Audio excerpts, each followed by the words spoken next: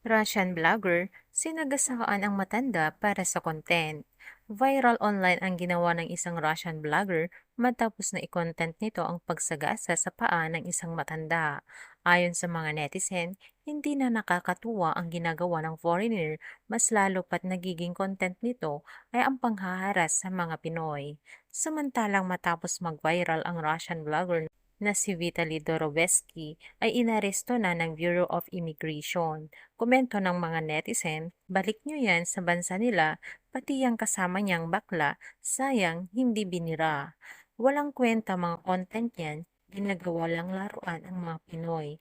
Tapos may kasama yan, yung nagpi-video sa kanya, Pinoy lang din. Kinukonsinti niya pa, mga ginagawa niyan. Pa-deport at wag na kahit kailan pabalikin dito sa Pinas. Ano akala niya sa Pilipino? Alipin niya? Nagkamali ka nang hinahamak, Ginoo. Yan, patay ka tiyan. Parang laruan na lang ang tingin sa atin ng mga dayuhan. Parang wala na din silang kinatatakutan sa gobyerno.